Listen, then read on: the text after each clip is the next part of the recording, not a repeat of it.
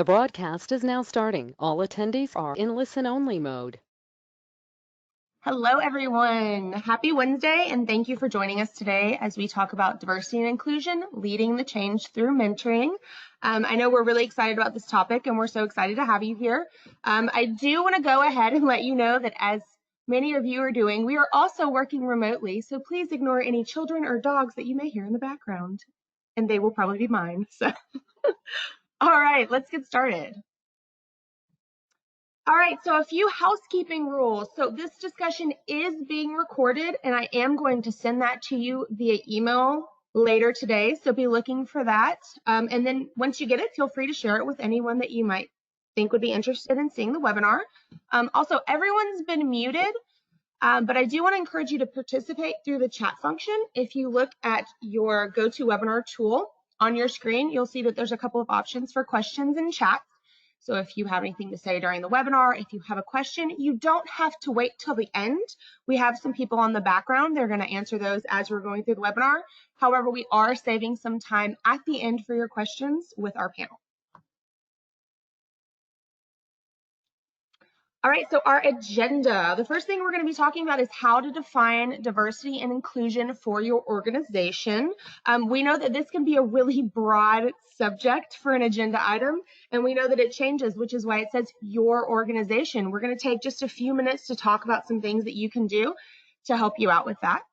We're also going to talk briefly about creating a diversity mentoring program that meets your needs. So again, very specific to your organization and how you can do it to meet your diversity and inclusion needs. And then also how to support a diversity mentoring program with technology.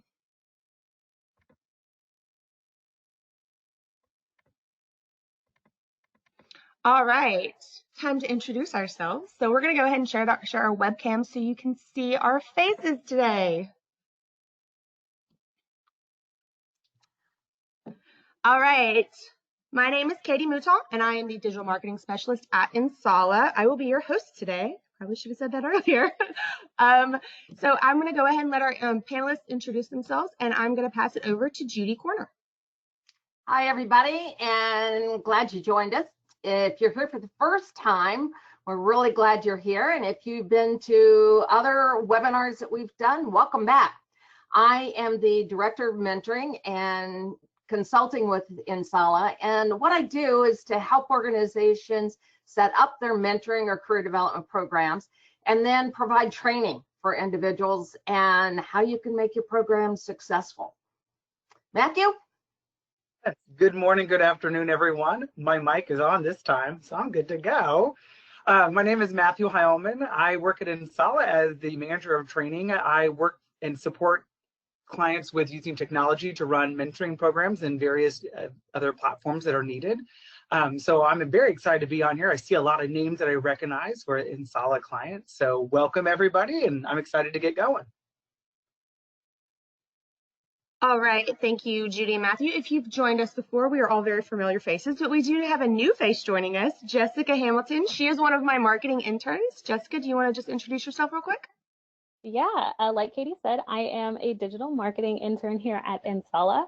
My name is Jessica Hamilton. I've been here, let's see, for almost a year in 2 weeks. So I'm really excited. I'm excited to be a part of this conversation and get my feet wet with this first webinar. So I'm really excited to be here with you guys. We're excited to have you join us. All right, let's get started. Everyone wants to turn off your webcams. There we go.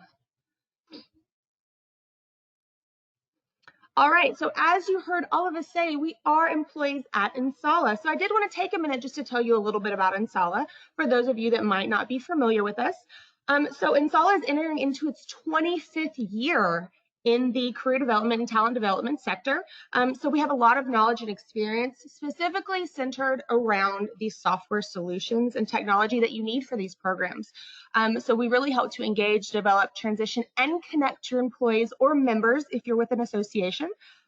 We specialize in career management, mentoring, coaching, career transition, and alumni. This screenshot that you see that's being shared right now is of our beautiful new website, and I'm not just saying that because I helped create it.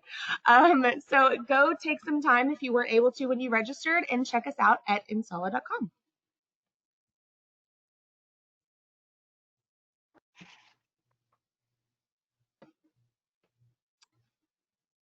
All right, we're going to go ahead and get started with a poll. Jessica, will you take us through our first poll? Absolutely, I sure will. So let me get this launched for you. Okay. So we just wanted to start the conversation off by asking if you have a diversity and inclusion program in place. So we have 3 options for you to choose, and we'd love to get that feedback from you.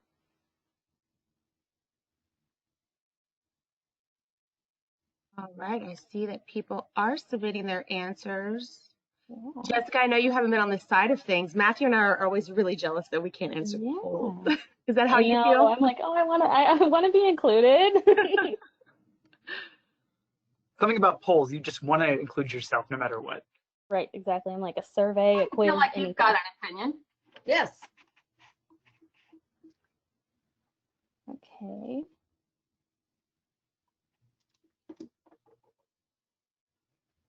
All right, Jessica, it's looking like we have almost everyone that has submitted their answer.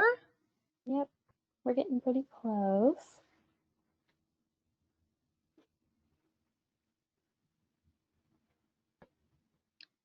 All right, Jessica, let's go ahead and close the poll. Sure. There Perfect. we go.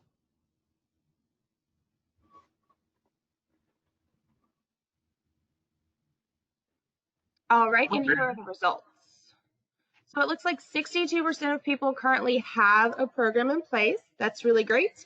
23 of you do not, 23 of you are currently creating one, and then 15% of you are not. So great, thank you so much. We just wanted to know a little bit more about you since we shared a little bit about us.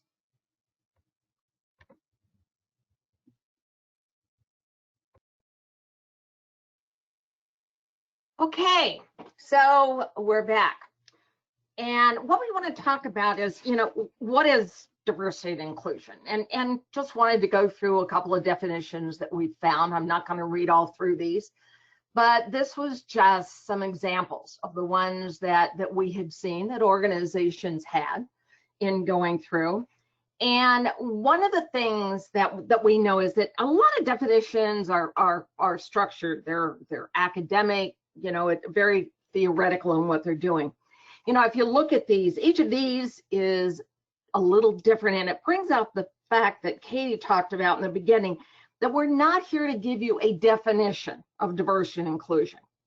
We're here to provide you with information so you can look at your present organizational definition and also how to create one, and to be, how to illustrate the things that are important in that definition so that it really, really does fit your organization and in what you're doing.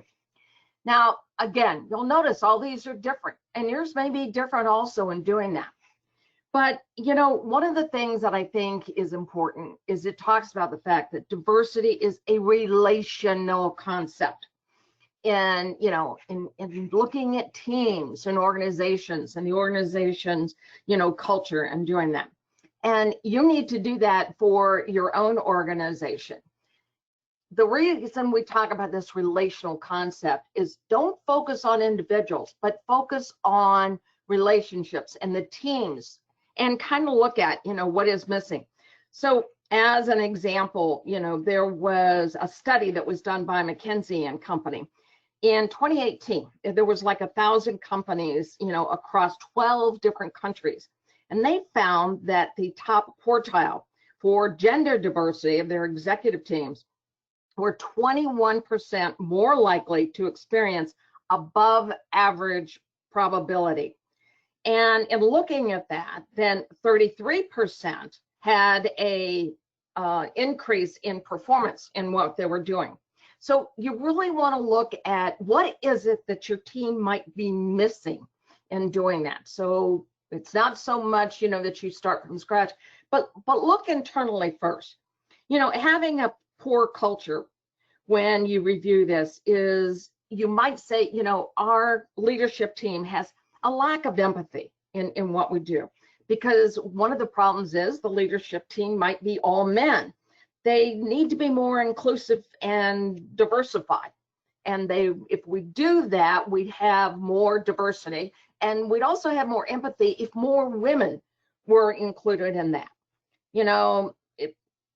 people have been there for maybe 15 years or so, and they're trying to get some new programs going. They're trying to get some of that diversity and inclusion more involved. The more diversity and inclusion in thought, in gender, in feeling, and all those things that make up that culture in doing that. So you might think about bringing in new people, but the whole idea is you need to think about your organization and maybe what's missing. What is it you really want to add to your organizations, to your teams, to your culture of what you're doing? You know, we know that one of the things you need to do is you've got to build a common language and understanding. And you've got to be able to communicate that to your workforce, and then develop a mentoring program to support that. And then, you know, think about what tools you want to be able to do that. So here's some tips of the things that we know in being able to do that. First of all, you've got to set objectives. So again, going back to what we just talked about, really think about what is it that we want to include? What is possibly missing in our organization, in our teams, in our culture in doing this? And, you know, then look at setting some very specific objectives that are going to improve the organization, the teams, or the culture in doing that.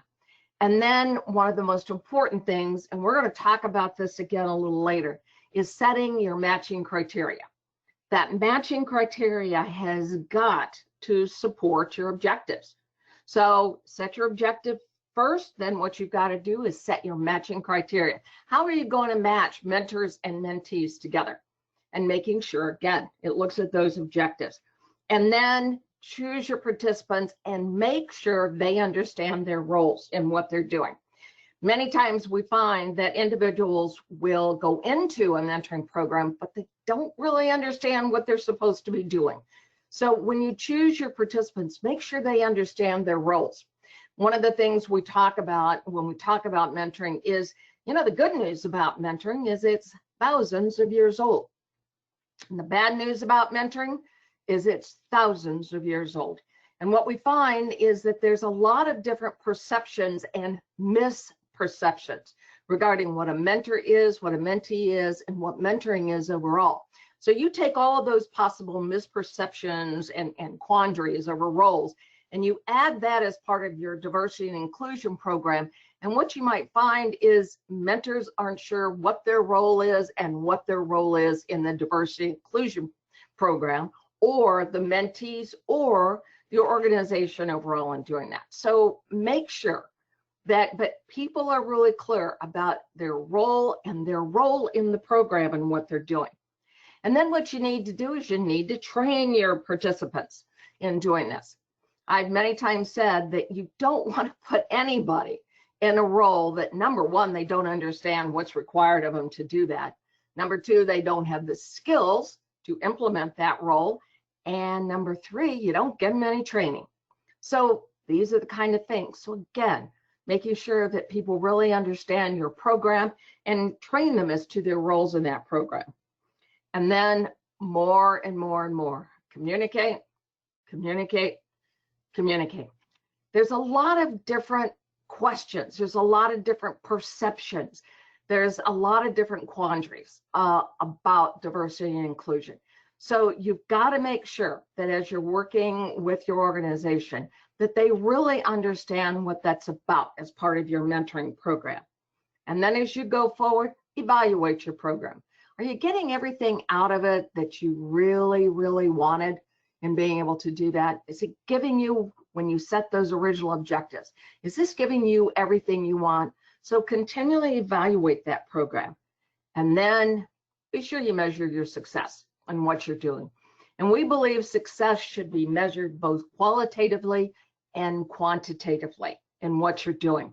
Qualitative basically says how people feel about the program, and quantitatively is more objective in what you're doing and a lot more around that return on investment. You know, mentoring software helps you do all of these things in what you're doing in your mentoring program. It really enhances and supports your diversity and inclusion program. It keeps it from becoming an administrative nightmare. Shortly we're going to be getting into some very specific examples of the things that you can do to support your diversity and inclusion program through technology in what you're doing. But at this point in time, Katie, I'm going to turn it over to you. Great, thank you, Judy. So something that we like to do during our webinars is ask you to share some information with us.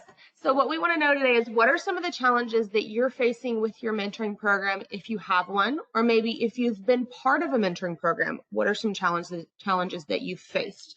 If you want to put your answers in the chat box, we'll share some of those. Jessica, you help me a lot with the ebooks. And you do a ton of research in doing that. Have you seen any challenges being faced by a lot of organizations?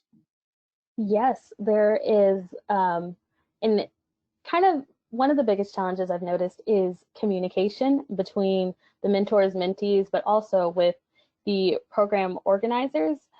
They're having kind of an issue of setting their goals, communicating those goals, and then checking up on them. So that's one of the main things actually that I've been researching recently, and I kind of find that really interesting.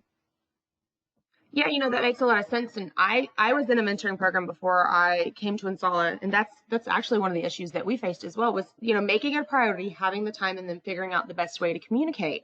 Right. So yeah, I think that's a really good example. Thank you for sharing. Yeah. We are getting some people in the webinar who are answering. So not having enough mentors to participate in the program.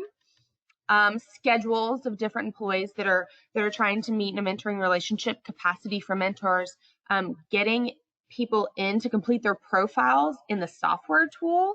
We're going to talk a little bit about that. Someone had a personal challenge creating a mentoring program for different countries, sometimes in different continents. Yes, we've seen that a lot as well. Reporting. So some people are struggling with reporting and getting the right information about the success of their program. Another one for success in tracking metrics. Let me see. So many. Y'all are giving some great answers. Matching is a big one, and having the right software that allows matching by one or more social identity. I've never seen that answer. That one's really good. Time and consistent messaging. Let's see. We don't want to spend too much time on this, but I want to make sure I get all of these so that everyone can get a very big picture. Encouraging senior staff to enroll as a mentor. Yes. How to vet your mentors. Yes. So it looks like everyone, is kind of on the same page that we've always been with the challenges that you're going to face. And what we're really going to do now is talk about how technology can help you kind of alleviate some of those challenges and help you find solutions ahead of time. Okay, yeah, really great comments that were going on there. And one of the things we want you to do, because some of these we're actually going to cover as we go forward through the rest of the webinar. But if at the end, if you still got a question, please bring us back to it in doing that and taking that forward. And again, technology, very important. As I mentioned before, it really supports and enhances your mentoring program. And that kind of support enhancement that you get through the technology can be what, really separates you from success or failure, especially right now, because we're all meeting virtually in many cases. Some of you may be back in an office, but I would say the largest portion of individuals are meeting virtually. In fact, we had a whole webinar series last month that we did around virtual mentoring and how you get through that. And we're also going to have an ebook around that. But if you want more information on that webinar, please go to our website.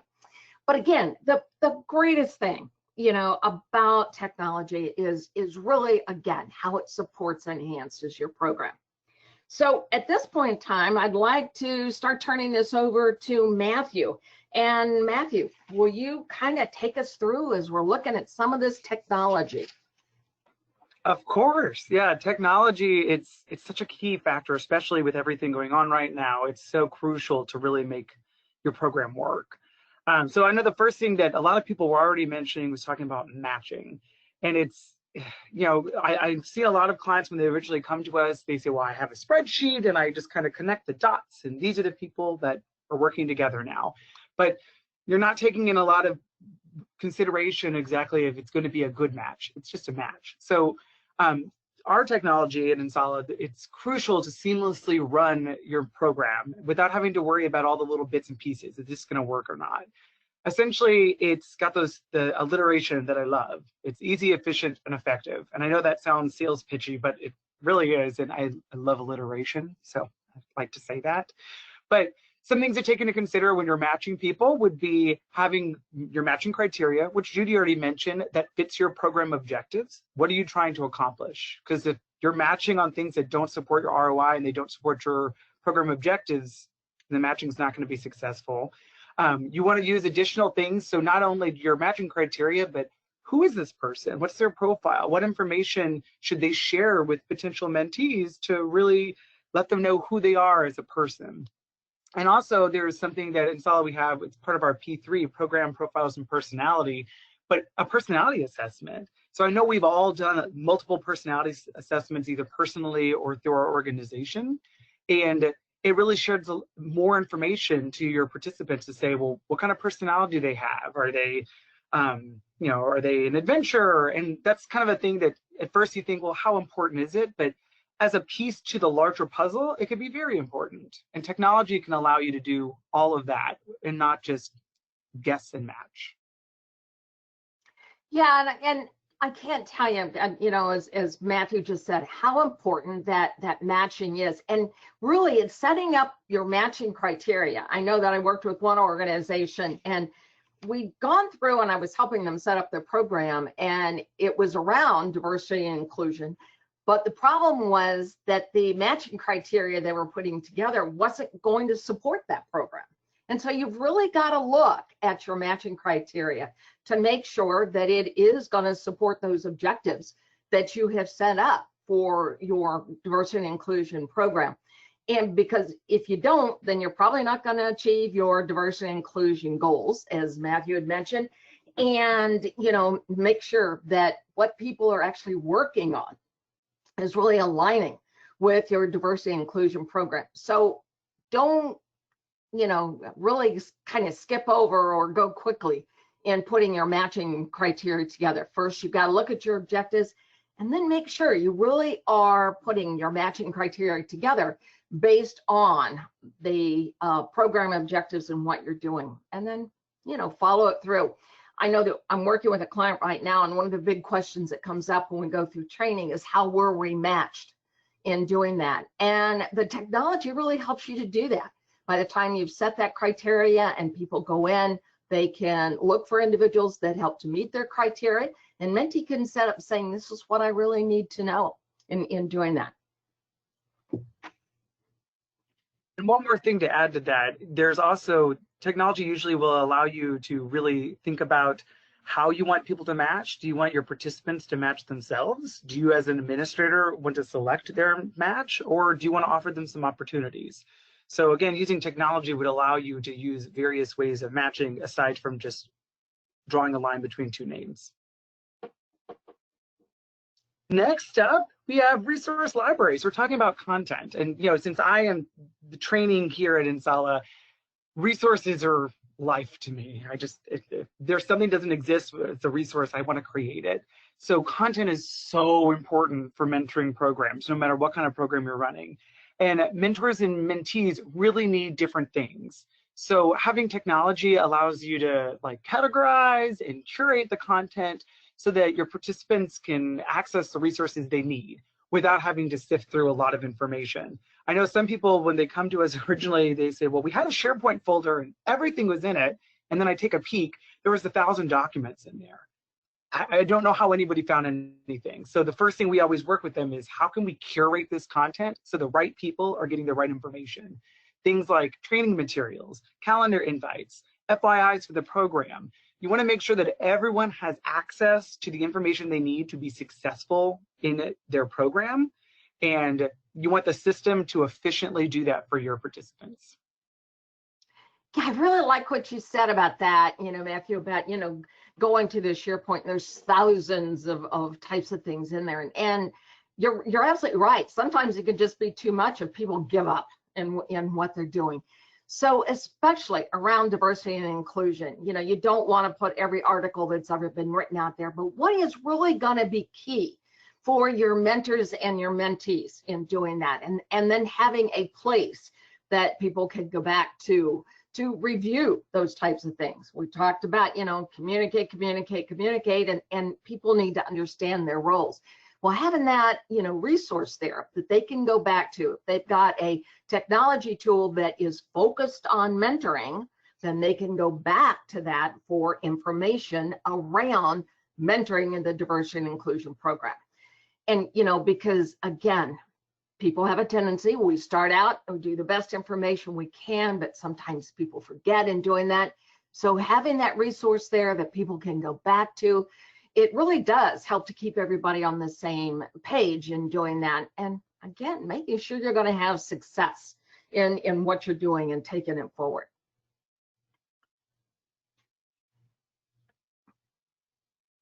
Well put, Judy. The next thing we like to talk about is learning plan and agreement. So obviously when your mentors and mentees come together, they need to decide, what is this relationship going to look like? How is it going to work best for us? And then of course your mentee is going to have goals. So it's important that those goals are going to be structured and kind of in an individualized approach. I've worked in the education system for a long time, and one thing that was always a big thing was individualized learning plans or individualized education plans. And the reason why they were so popular in education is because it's important. It lets people focus on what they need to focus on, and it works for them. So technology can offer an opportunity for a customized approach. It makes it personal to the mentee and mentor, and it increases their engagement. We always know that if you have a to-do list or you write something down, you're way more likely to do it than if you just talk about it. So a learning plan makes it so that mentees have their goals that are accessible to the mentors. The mentors could check in on the goals and suggest recommendations for actions to complete them. And what's even more important is an administrator of a system has the ability to see what everyone's working on. So, just even from our example, it says getting started, building my relationship, aligning expectations and motivation. If administrators can see that theme, a lot of people are working on goals about motivation. Maybe we should provide everyone in the program some professional development regarding that concept. So it's letting everyone know what everyone's working on and how can the program administrators support the people within the program. Yeah, it's really important to have a plan. And as you said, Matthew, if you just kind of head into the program without a plan, and especially without having it down, written down or typed down, as it might be, then, you don't know where you're going. As somebody used and talked about the plan, it's your roadmap in being able to go forward. So if you don't have a roadmap, you're never quite sure, that you're getting there. And one of the pieces of information that came up in having to do with the problems, and what kind of problems you're having in your mentoring program, had to do with being able to track it and being able to, how can I really look at a return on investment in doing that? Well, I guarantee you can't look at a return on investment if you don't have a plan in place in what you're doing. And so it really allows you to look at those, plans, and again, look back. Are they in alignment with the original goals that you set up? And if they're not, what do you need to do to help change that in going forward? And again, as Matthew was saying, the other thing is you want to make sure that you're providing, that the L&D or HR or your OD department is providing all of the mentors and mentees with the tools that they need to implement your diversity and inclusion program so that they feel. One of the other things that we want to talk about is this plan is really an agreement also. And it's saying between the mentor and mentee, this is what I want to do. And from a mentee standpoint, this is what I want to do. And mentor, here's how I want you to help me. And again, the mentor can look at this and see what progress is being made and all those kind of things. So the administrators can evaluate the progress of the program, as well as mentors and mentees being able to evaluate the progress of their plans in going forward.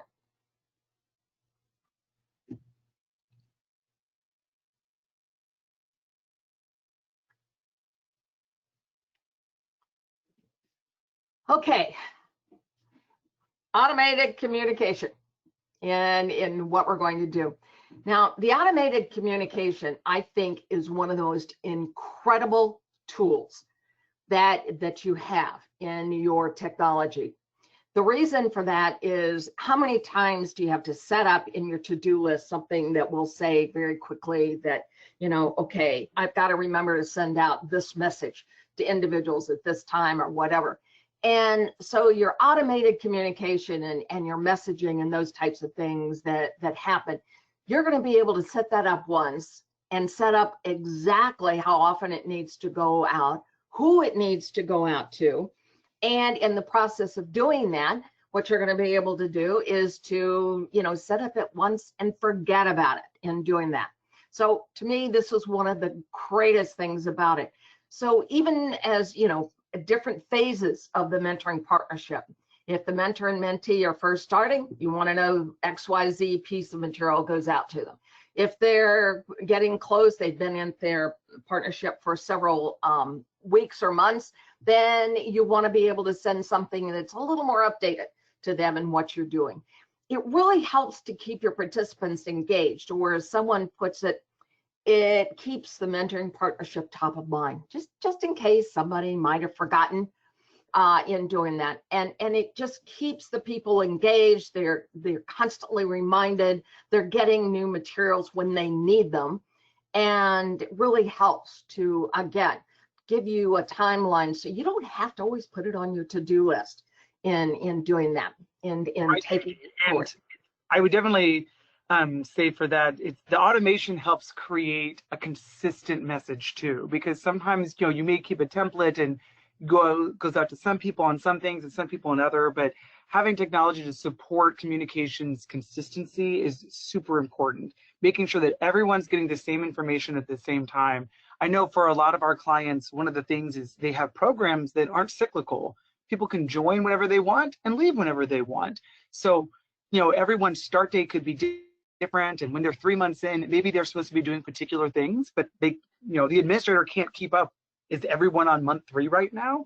So having communications go out saying, you've been in a relationship for a couple of months, don't forget to do this, and having that go out to the right people at the right time is so crucial, because otherwise it's, once your program gets to a certain size, it's practically impossible to do without some kind of automation technology. Yeah, you bring up a good point. The right communication at the right time. There you go. And then finally, we've got reporting. So, one of the hardest things for a mentoring administrator to do is really have on a yearly basis to answer that one big question: where's the data? Are you meeting your program objectives? Do you have measurable data? What is going on? And, you can always do, as Judy mentioned before, the qualitative survey, which is crucial to your program, but there's also that quantitative. Sometimes when you're working with stakeholders and C-suite or your leadership team, they're saying, well, that's great, everyone likes it, but is it really supporting the organization, or are people just enjoying it as a perk? So having technology allows you to take all that information, all the data of people accessing a system, doing goals, communicating with each other, logging in, all of that can be accumulated in one spot. So the technology allows for the aggregation of your data to live one spot, and it also can provide analytical analysis of what it all means. Yeah, and the thing of it is, it's live data. It's up-to-date data in what you're doing.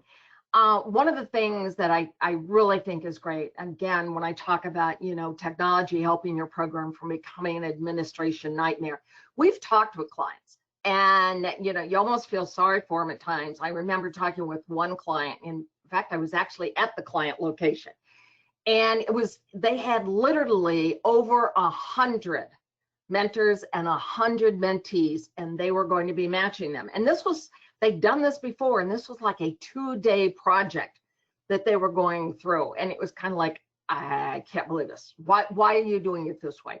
Because that reporting of what they were trying to do was not only just the matching and pairing, but what was happening is then when they went to report any of the results of that, they were still doing it with spreadsheets, and they were having to pull things from about 3 or 4 spreadsheets and put them together.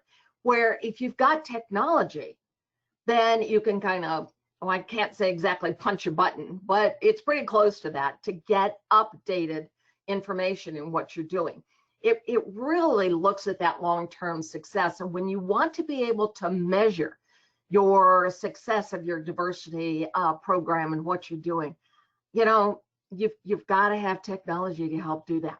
And again, you know, really getting updated information, being able, when someone asks a question, getting to that data quickly and what it is you're doing.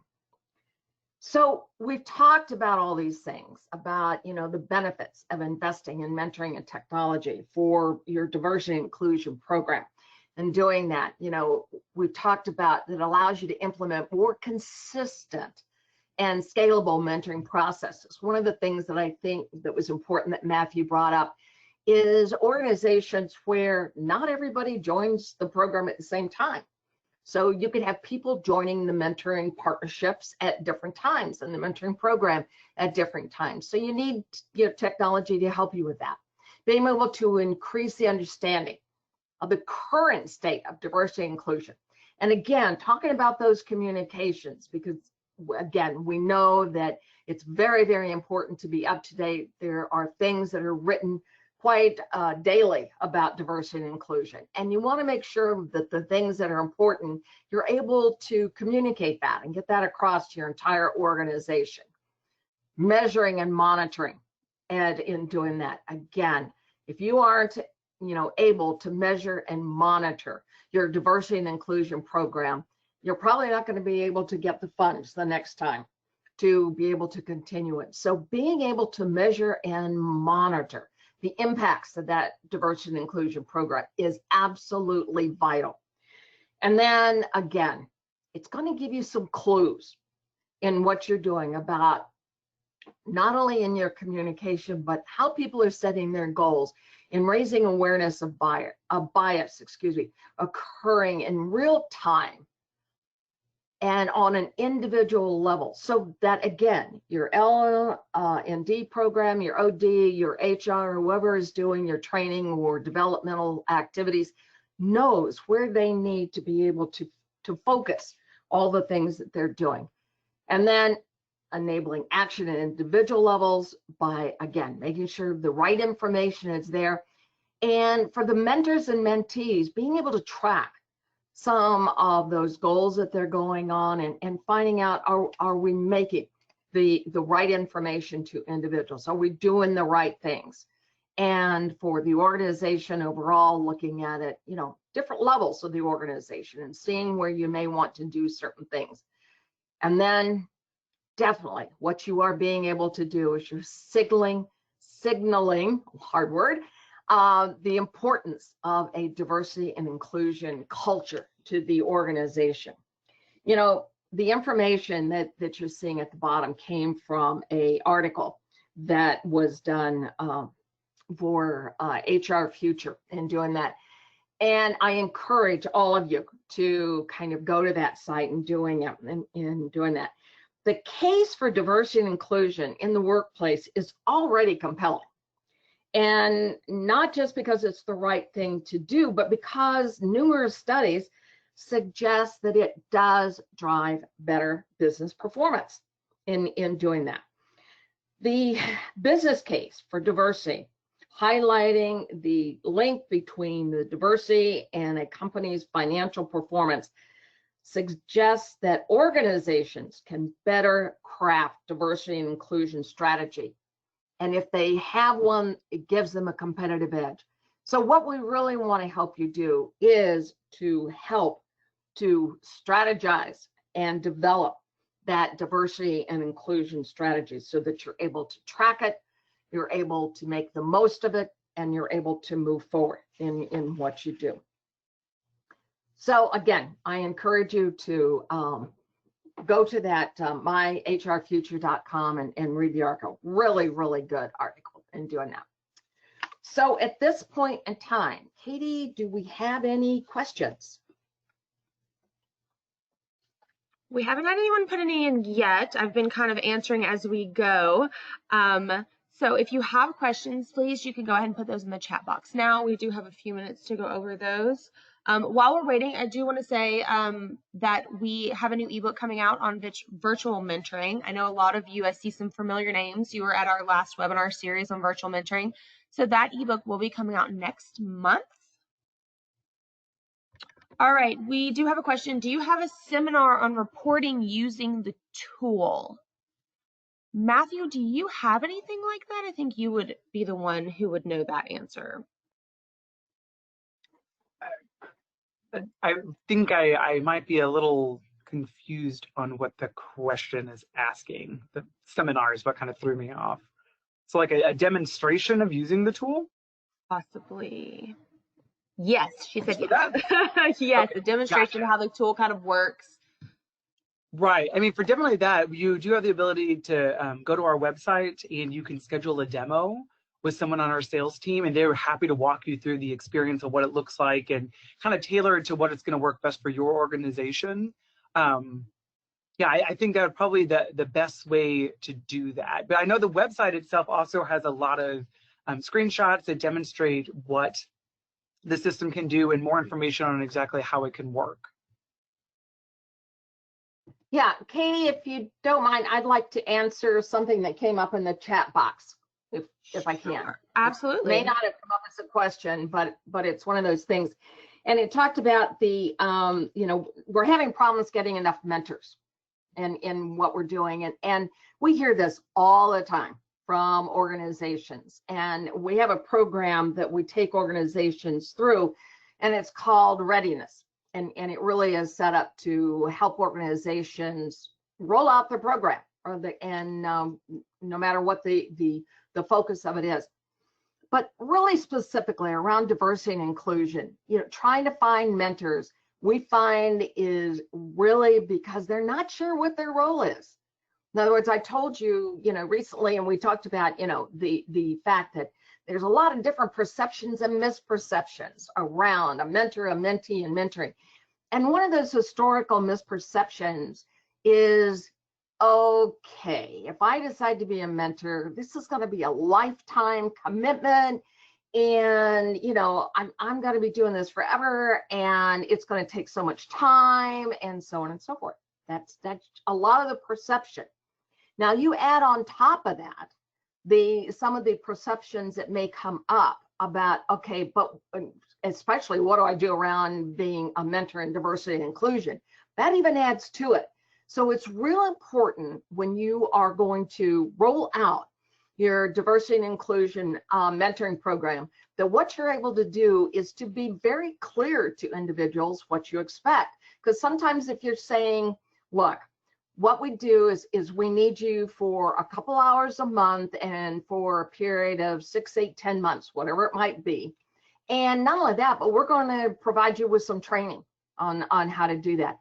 If you're giving people that kind of information, it makes them feel easier about taking on that role in what they're doing.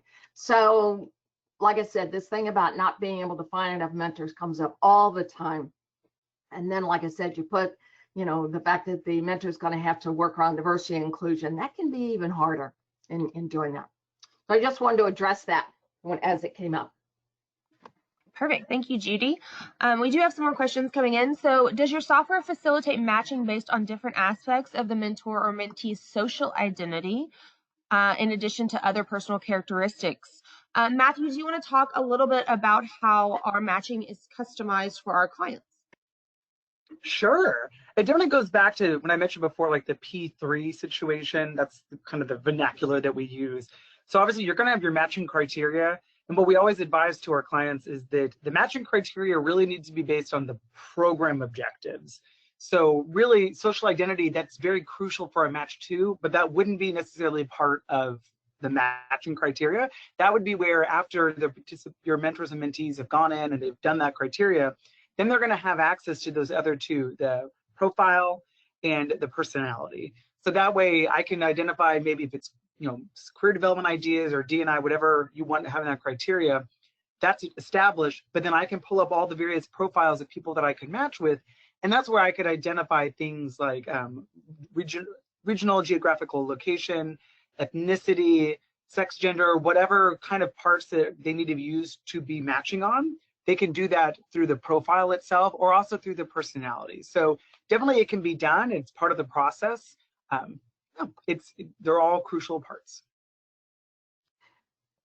Yeah, you really have to be careful on some of those things. We've had some organizations, if you have ERG groups, employee resource groups, that sometimes you can use that, but you just have to be very careful about in your criteria that it's going to meet all the regulations you want to be sure you do. All right, we do have some more questions, so we're going to get right to these. Do you recommend giving options for your mentor or mentee matches based on diversity preference, such as woman to woman, perhaps racial preference? If so, how best do you accomplish space for preferred matching? So tying on to that is kind of going back to that last question. You wouldn't necessarily want to ask them, do you prefer to work with a woman? That's something that that individual may be interested in, but that's where using technology, they'd have access to a profile, and that profile they could say, oh, this is a woman. Because you'd be surprised that there are a lot of people that do have strong preferences. I do want to work with a woman. I do want to work with someone in the LGBT community. They have strong, but a lot of times people, they have a preference, but it's not a requirement. So having technology allow for that individual piece to be done by that participant to let them choose, I think that's really crucial. So it definitely can be done. Okay, perfect. Someone's asking, what makes diversity and inclusion mentoring more difficult than any other? Judy, I think you could probably take that question. Yeah, I think again, it's because people many times, if you're not real clear about the information of what's required and what your program is about and what the goals of the program are, that people might not be sure that they're the best fit for that. So I think that it really, you've got to have a strong, piece set up that you do have good program objectives, the goal of the program, and when it's communicated to what's required of a mentor, what's required of a mentee, that it's real clear what you want them to do. And then again, you've got to provide them with some training. It's important to understand not only what it takes to be a good mentor and a good mentee, but what does it look like if I'm a good mentor or mentee within the diversity and inclusion program. And many times it's a lack of knowledge. So I'd say the biggest thing is communication. Okay, thank you, Judy. So should mentors be older or have more experience than the mentees? I think this one's going to speak directly to reverse mentoring. So I'm going to take the first part of this, Judy, and then pass it on to you. So I was actually part of a reverse mentoring relationship, and I was actually the mentor, and my mentee was 20 years older than me and was actually one of my bosses. So, but because we were talking about technology and social media and digital marketing, which 10 years ago was a very new concept and something that I was more familiar with than him, it allowed me to actually mentor him. But in the same respect, it was a very mutually beneficial relationship because he taught me a lot about leadership and learning how to better communicate my ideas and my thoughts with people. So we both got a lot from that relationship. So Judy, do you have anything to add to that? Yeah, I think to me, age is not a requirement in doing that. I mean, we talk about that, the definition of a mentor is someone who has knowledge or experience, who's willing and able to share that knowledge or experience with another. And then the mentee is the individual that needs that. So there isn't anything in there that says it's that the mentor is at a higher job grade level than the mentee, that they've been with the organization longer, that they're older, whatever it is in doing that. So based on that, I think, you want to be careful. When you think about reverse mentoring and think about what Katie just said and doing that, I think that an individual who maybe is a little more up to date in the experiencing diversity and inclusion could be a very good match and in the role of mentor to someone that maybe is older and hasn't had that kind of experiences or practical application. of working with individuals in the organization. So I think it really, again, depends on, the objectives of your program, but I don't think you can say that one size fits all. But again, think about, what is it you want to get across to people? And the reverse mentoring in that situation could be great, or it could be an issue in doing that. So you've got to figure that out. Yeah. All right, thank you, Judy. And we have time for one more question. So do you recommend allowing mentors and mentees to decline a match, or do you require them to spend a certain amount of time with their match? Matthew, I think that this goes back to really the 3 types of matching that you can do using our matching software. Do you want to talk a little bit about that? Sure. The 3 types we always talk about is self-matching, administrative matching, and then it's kind of a mixture of in between. So going directly to what you were saying, if we were doing self-matching and, I am the mentee and Katie is the mentor, if I reach out to Katie, say, hey, will you please be my mentor? Katie does have the opportunity to accept or decline the match. And the reason why it doesn't just automatically match us is because the mentor does need to be a part of that conversation. Maybe the mentee is reaching out to the mentor because they think they're a good match, but the mentor reviews it and says, what you really want to accomplish, I may not be the best person for that. So yes, I do think it's important to allow your mentors to decline, but it really all goes into training for those participants so the mentor understands, why would you decline a request? Why wouldn't you just accept everything? And letting the mentees know that the mentor does have advocacy to decide if this is going to work best. So that's the self-matching. The admin matching would just be an administrator putting 2 people together, but they still have all the resources, the personality. Our matching algorithm allows to see, how good of a match they are. So they still have access to everything, but they're taking the choice away from the mentee, which is sometimes what you want to do if you have a very sophisticated program that has very strong requirements. And then there's also a mixture. So instead of saying, Matthew, we're going to let you see every available mentor, I'm going to let you see 3, and you get to pick from that. And those are all going to be great matches for you, but you get to decide. But at the end of the day, again, I think allowing your mentor to decline a request, as long as they understand why they're doing it and the appropriateness, I think it's very vital to a successful relationship. Yeah, and if I could just add in there, I think the part of the criteria is you never force somebody to be a mentor or a mentee, either one. And when you part of what Matthew was saying, when you take them through training, that we want everybody to understand the first time you don't agree with somebody on something, you don't want to kind of break the partnership up, but at the same time, it's not going to do any good to keep going forward if both parties, both mentor and mentee, aren't happy, because real development will not take place in the process of that. All right. Well, it looks like we are at time, and we actually got to almost all of our questions. If we were able to get to your question, we will send you an answer via email later today. I did have a couple people ask if the slides will be made available. Absolutely. I can send those slides out to everyone with the recording.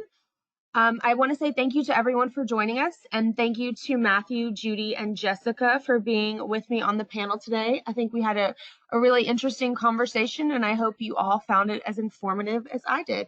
Have a great day. Thank you. Thank you, everyone. Thank you. Thank you.